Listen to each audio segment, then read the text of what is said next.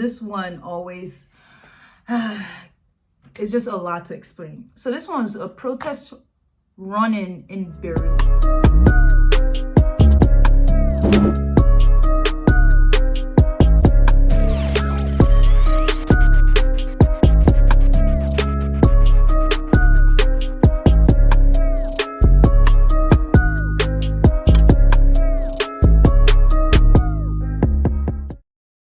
Run in Beirut.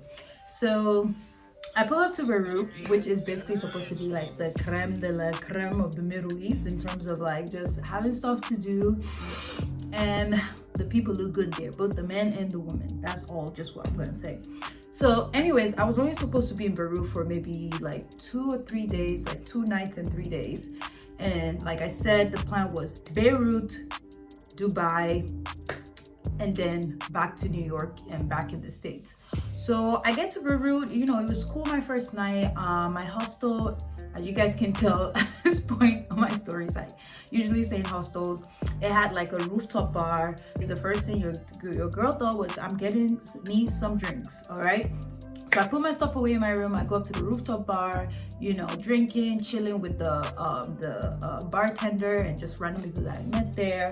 You know, cool night. Go back to my room, met some more people, ended up going on like a whole adventure with I think, well, not one of the girls, but one of the girls, she had a guy friend. And then, you know, he decided to come with me to kind of explore Beirut because she had done basically everything that I wanted to do. So she introduced me to this guy, which was really nice, that she had met at the hostel too. So he took me around and that was that. So, you know, he was really good company, showed me around, and then we came back in the evening, and then basically, we started hearing like protests and stuff. And at this point, it's not a big deal. And everyone is just kind of looking around like, oh, what happened? So around the time I went, so like I said, this was in 2019. So this is October 2019. Obviously, there's a lot of political unrest in Lebanon, just like a lot of places in the Middle East and even Africa. So I think when I got there, the government had basically put out this whole thing about wanting to start charging people for using WhatsApp. So people went ballistic. So my second night in Beirut, or was it my third night? It was basically my last night there. This protest had kind of like erupted, but not too big. You just heard people chanting and yelling stuff. So that was about the extent of the protests. So I wake up the next morning. My flight is supposed to be at 4 p.m., right? So I wake up around 10 a.m. and the girl that introduced me to her guy friend, we're in the same room together. So she's like, you mentioned you had a flight, right? Because when I woke up, I could still hear people protesting outside. So she's like, you mentioned you had a flight, right? I'm like, yeah, at 4 p.m. And she's like, dude, like this protest is turning into something else. I don't know how you gonna get to the airport. And I'm like, oh yeah, I mean, obviously, yeah, the protest would affect the airport because I hadn't thought about it like that. So she advises, she's like, I would suggest you get to the airport like, you know, hours earlier before your flight. So when she said that, I'm like, okay, it's at 4. My plan was to get there at like 3 because my hostel, which I did on purpose, was supposed to be literally, was 15 minutes away from the airport. So my plan was to get to the airport at 3. So when she told me that, I was like, okay, I'm gonna go at like 2 or something. So I go downstairs to the hostel, have breakfast, and you know, I'm looking online just to get more information about what's going on, and I'm reading more about the protests. As I'm reading, I'm hearing the noise that people are making, the chanting and stuff, and I'm hearing it get more intense, and I'm reading all the stuff on the internet. I'm like, you need to get to the airport like ASAP. So it's about, I want to say 11:30 a.m. or about 12 p.m. Again, the airport is 15 minutes away from my hostel. So I go to the hostel, I check out, I call an Uber, and usually I always have like some kind of internet. I think about maybe in 2018, this is when I decided to get like an international plan. So after the whole Amsterdam situation, So I usually have like international plan on my phone, but for some reason it was just the internet. My internet was acting really weird in Lebanon. So anyways, I call my Uber, I get in the Uber, and as he's driving through to get to the airport, you see people that are protesting, blocking off the roads with like tires, and they're burning off the tire. So he's looking back at me and he's like, okay, I'll try another route. So he does the whole dance around trying to find another route for about 20 minutes because he keeps getting blocked up. Finally, he stops in the middle of nowhere, and his English is not that great, which, you know, obviously I'm in another country, I expect that. And essentially he's just saying, I don't know how to get to the airport, I'm gonna have to drop you off here. I was like, no, don't do that. What am I supposed to do? Because my internet is not working, so I had used the Wi-Fi in my hostel to call the Uber.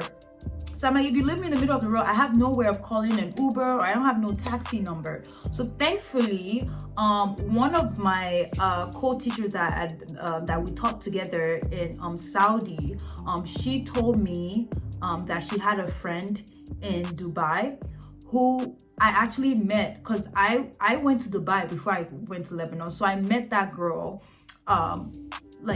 when I was in Dubai, and her parents are from Lebanon. So around the time I told her that I was coming to Lebanon, she also happened to be there. So again, I literally just met this girl a couple days ago in Dubai through a friend, and she happened to be in Lebanon then.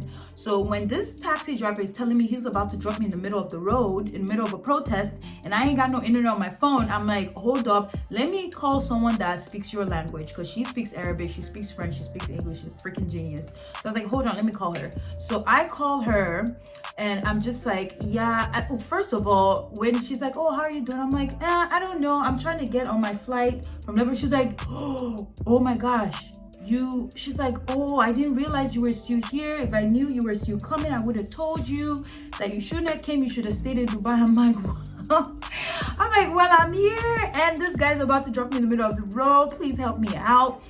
So she gets on the phone with him, she's trying to speak to him, and because that's the thing, I was able to call her using his what they call it, he's what's that thing, the way when you can use someone else's like internet or something, I forgot the word, my head is like really blanking out. I'll post it here. So he basically borrows me his Wi-Fi to be able to call her. So she gets on the phone trying to get him to drop me off where she's at. So she's speaking to him in Arabic, they're trying to speak, so she tells him where she's at, and he's like, okay, he'll drop me off there. So he's trying to get through her again. The route from where we were to get to her place, everything is blocked again. So he calls her, he's like, I can't drop her off at your place, where should I drop her? So I'm sitting there like, oh my gosh, this is how it ends. This is how it ends in Beirut, in Lebanon. Who would have thought? So she's like, calm down, I'll figure it out. So she's like, okay. So she asked him, like, what route can you get to? Like, what route are you able to get to so we can figure this out? So I think he tells her, and then she's like, okay, she has a guy friend who lives around that route. So if he could drop me off there, just so I could be with someone. So I'm like, cool, that plan sounds better than him dropping me in the middle of nowhere. I don't speak not one lick of Arabic. I know like 3 Arabic words that's not going to be helpful in this situation. So she calls her friend, and she basically tells him that I'm coming, that the driver is going to drop me off. So then he drops me off at a mall, because I guess he couldn't get close enough to this guy's house. So he had to drop me at the nearest mall closest to this guy's house, so I could wait there for the guy to pick me up. So from him driving me around, I already knew he was gonna like charge me like a mad amount, because basically the fee usually from the airport to the hostel, which obviously I took a taxi when I was coming, should have been equivalent of what was $5. He ended up charging me $20, but I'm like, you know what? I don't care. Just take the money. I just need to be safe. So I'm standing there waiting for this guy friend, and she's like, I'm gonna send you a picture just so some random guy doesn't show up and says, he's trying to help me. So I was like, okay, cool. So she sent me a picture of her friend, and I'm standing in front of the mall. So I try to go into the mall, but there are 2 security officers, and they're like, because of the protests, they're not letting no one in the mall. So I'm standing there. I stick out like a sore thumb. I am black. I look like a foreigner, okay, with my suitcase and everything. So I'm standing there and they're looking at me, they speak in Arabic, and I'm trying to, look mad. Like at this point, I wasn't even trying to look mad, I was pissed. So, but I'm trying to put on like that don't mess with me face, because I'm just like, today is not the day, Jesus. So I'm standing there. So one of them walks up to me and he's basically gesturing like, you have to go. I'm like, no, I'm not hanging out here. Like someone is coming to pick me up. And he's like, no, you have to go. So I think I finally get some Wi-Fi from the mall. Thankfully, I was in front of a mall, and I call my friend, this girl, that my friend introduced me to, and I'm like, you need to talk to this security guy in Arabic and let him know that I'm waiting for someone. So she calls, she gets on the phone with him, and then afterwards he's like, oh, okay, you stay. I'm like, thank you. So a friend finally shows up, and I'm just like, oh my gosh, thank you. And he's like, oh yo, I feel so bad for you, because it's 1 p.m. I believe, and my flight is at 4. And he's like, okay, what do you want to do? Like, we can go back to my place and figure out what to do, or we can try to get you to the airport. So I'm standing there like, I need to get on this flight, because if I miss this flight, I miss my flight to Dubai, and then I miss my flight to New York. And since this was technically a trip that the school paid for, like, I just ended up telling them to extend my layover. I was like, it's gonna be such a hassle trying to get them to rebook this trip, and I was just like, I just can't. So I'm like, I really want to try to get to the airport. So he's like, okay, I know a friend. So he's trying to figure it out, and then this security guy comes and he's like, oh, if we're trying to get to the airport, he knows someone that can drive me to the airport.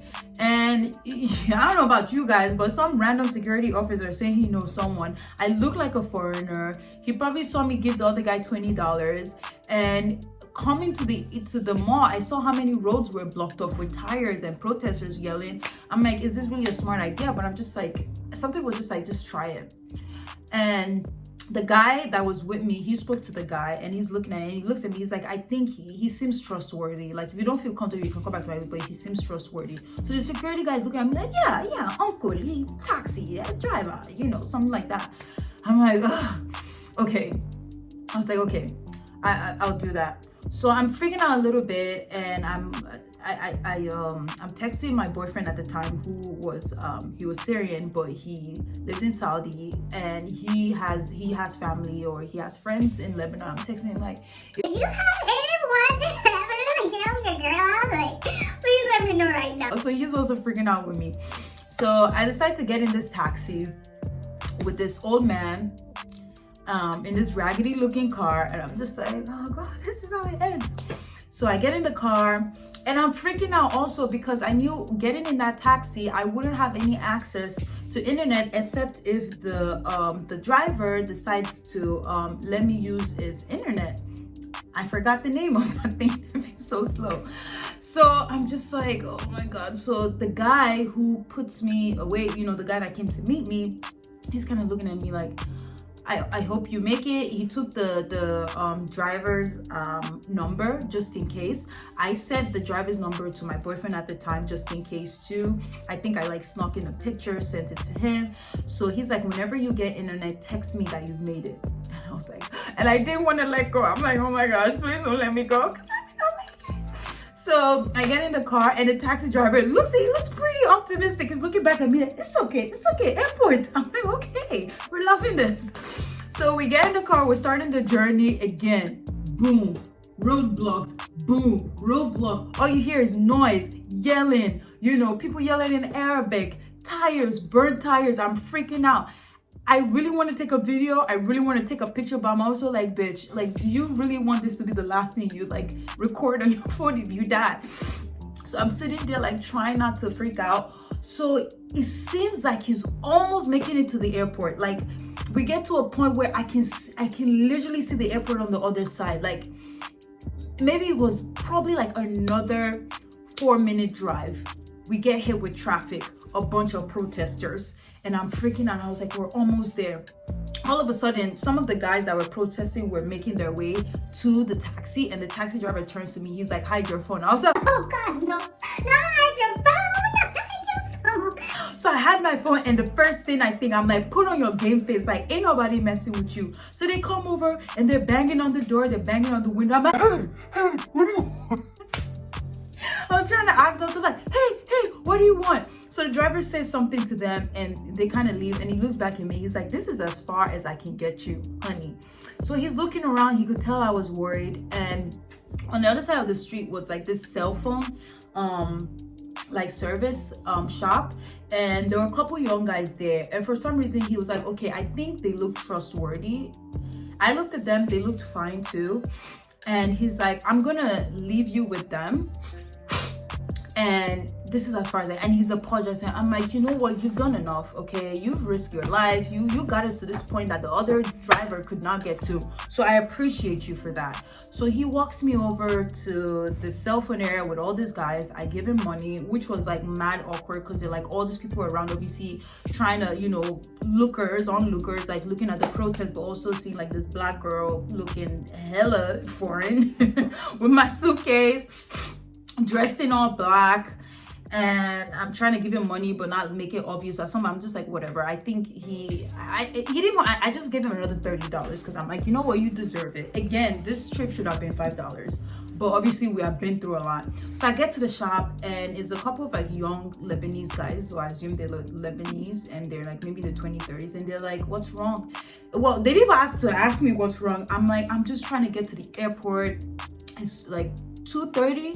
I'm like, my flight is at 4 p.m. I don't know what to do. So one of them is like really hasty, like, oh, I know a guy, and he's like, my Nigerians, you guys know this, Okada. So he's like, he knows someone that has like a bike that can like bike me to the airport, because I can literally sit on the other side. So I'm looking like, and then there's this other guy. I'm looking at him, he's not saying anything. I was like, do you trust this guy? He's like, I trust him. So I pull out my phone. I'm like, okay, I'm gonna take a picture of you guys in case something happens to me. And one of them tries to like duck, and I'll post a picture of the guys that when I took the picture of them, I'll post it here. And he kind of like ducks, and he's just like, he was trying to like hide out of the picture. So this one guy is like, yeah, he knows a friend that, you know, has a bicycle or motorcycle that can, you know, get me to the airport. So the motorcycle pulls up. Again, there are all these people outside the shop. People are staring at me because I just stick out, okay?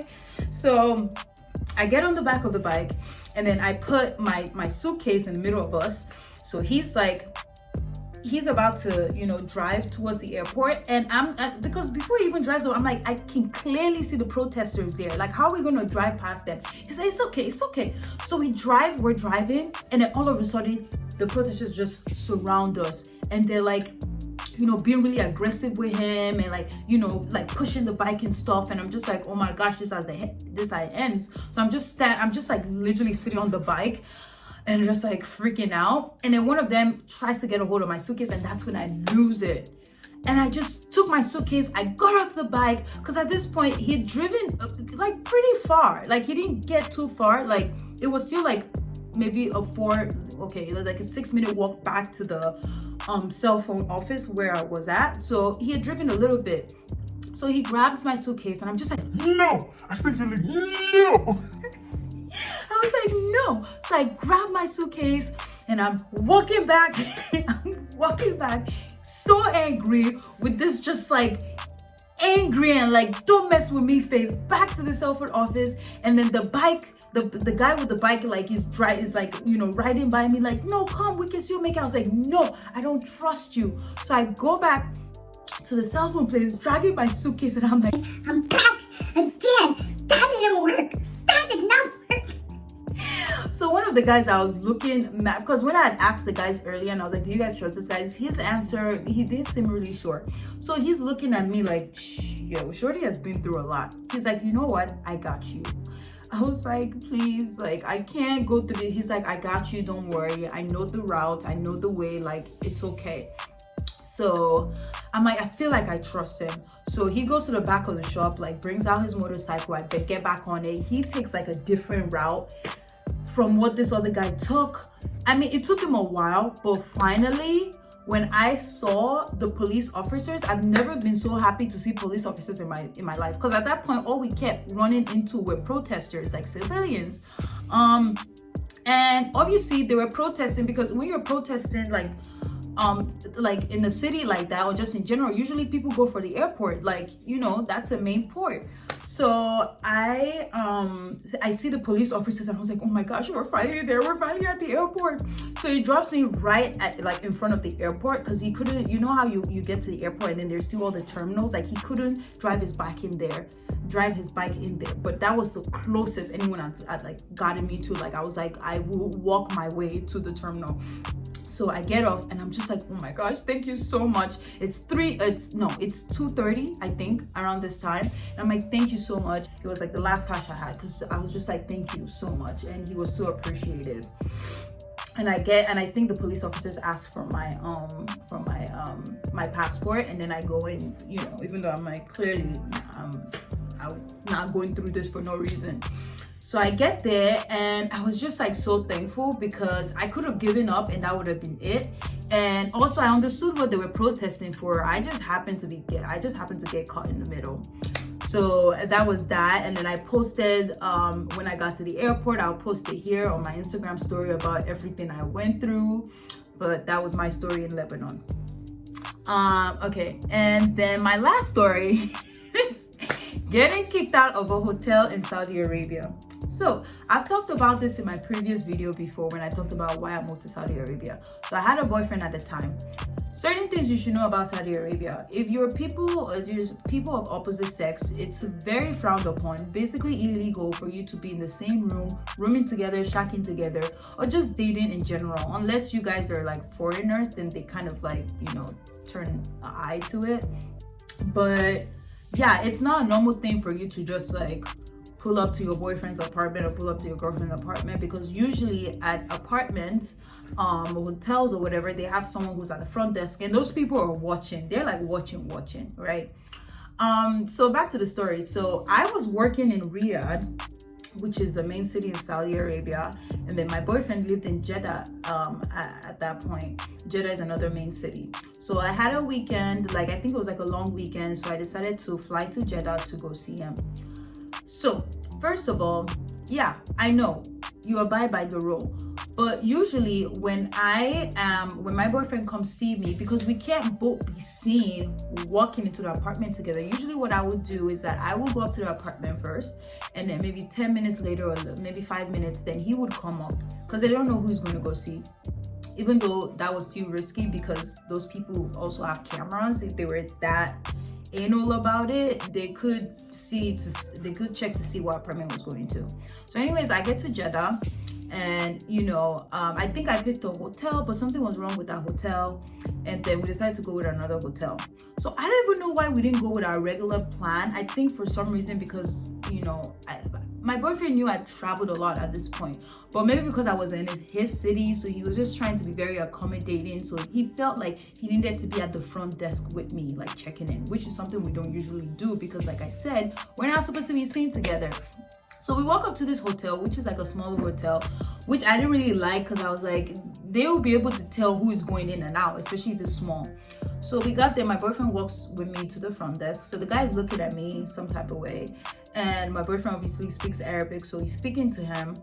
And I guess the guy asked like, who's staying in the hotel? So he says me. And then he asked for my passport. That's the thing in Saudi. You want to buy a candy, you want to buy a phone credit. So they always ask you for your passport and your visa and everything. So he asked for my passport and my visa or whatever. And then he tells my boyfriend how much the room was. And again, he already confirmed that I'm the one staying in the room. So I paid with a card. So I paid with my card, and then the guy gives me the key.